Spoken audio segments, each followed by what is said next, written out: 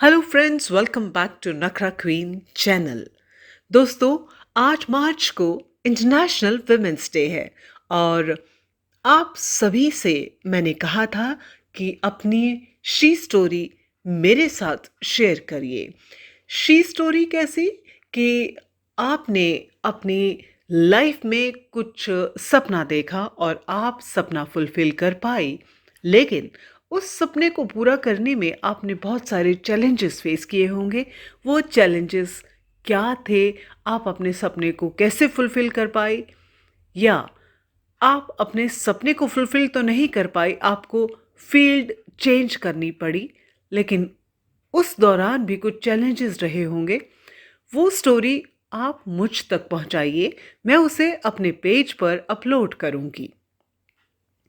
तो इसी तरह से अभी मेरे साथ एक स्टोरी शेयर की है नवा शहर की हरमन आशीष अरोड़ा जी ने।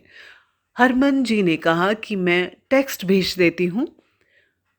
तो मैंने सोचा कि ठीक है, हरमन टेक्स्ट भेजेगी, मैं उसे अपने शब्दों में पिरोकर आप तक पहुंचाऊंगी। सो मैंने उसे अपनी आवाज दे दी है। Feminism is not about making women strong. Women are already strong. It's about changing the way the world perceives that strength. ये कहती हैं हरमन आशीष अरोड़ा, जो कि नवा शहर Punjab team all India human rights की प्रेसिडेंट हैं। हरमन 2 बच्चों की माँ है। इनका एक बेटा है जो कि 11 साल का है, हिमानी अरोड़ा। सॉरी, हिमानी अरोड़ा 11 साल की हैं, जो कि इनकी डॉटर हैं, और इनका एक बेटा है जो कि 7 साल का है। और बेसिकली ये जालंधर सिटी से बिलोंग करती हैं और 2009 में इनकी शादी नवा शहर के एक बिजनेसमैन से हो गई। इन्होंने पोस्ट ग्रेजुएट किया है masters in computer science from Amritsar. इन्होंने कंप्यूटर फैकल्टी का जॉब किया, लेकिन 2009 में जब इनकी शादी हुई तो इन्होंने नौकरी छोड़ दी, जबकि टीचिंग इनका पैशन था, इनका इंटरेस्ट था टीचिंग की तरफ। बट डिफिकल्ट डिसीजन लेना पड़ा। क्यों? क्योंकि शादी थी। कहते हैं कि कई बार सपने हमें छोड़ने पड़ते हैं, कि कुछ सरकमस्टांस ऐसे होते हैं कि हम चाहकर भी उन सपनों को पूरा नहीं कर पाते। तो उन्होंने अपने इस सपने को बीच में ही छोड़ दिया और शादी की, जबकि टीचिंग में इनका रुझान था। इनका कहना है कि without your passion and dedication a children's future would resemble a sunset instead of sunrise. बिल्कुल सही कह रही हैं आप।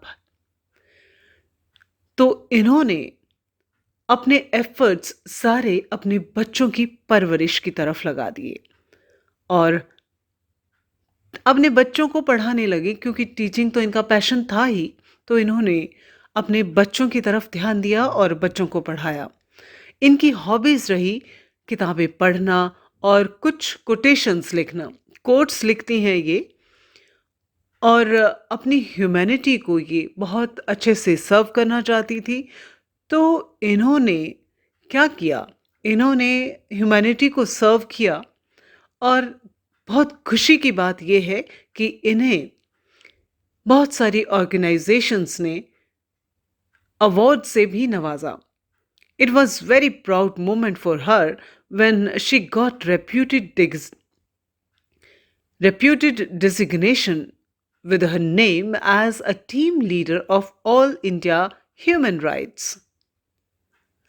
Let your dreams be bigger than your fears. Your actions speak louder than your words, and your faith stronger than your feelings. Thank you. आपने अपनी story हम तक पहुंचाई, और मैंने बहुत कोशिश की है कि आपकी स्टोरी को अपनी ज़ुबान के थ्रू पब्लिक तक पहुंचाऊं। तो आप सब भी इसी तरह से अपनी स्टोरी मुझ तक पहुंचा सकते हैं। मैं उस स्टोरी को अपनी आवाज़ देकर पब्लिक तक पहुँचाऊँगी। कोशिश कीजिए आप अपनी स्टोरी मुझ तक पहुँचाइए। व्हाट्सएप कीजिए, मैं इंतज़ार कर रही हूँ। तब तक के लिए शुक्रिया, नमस्ते, शब ख़ैर।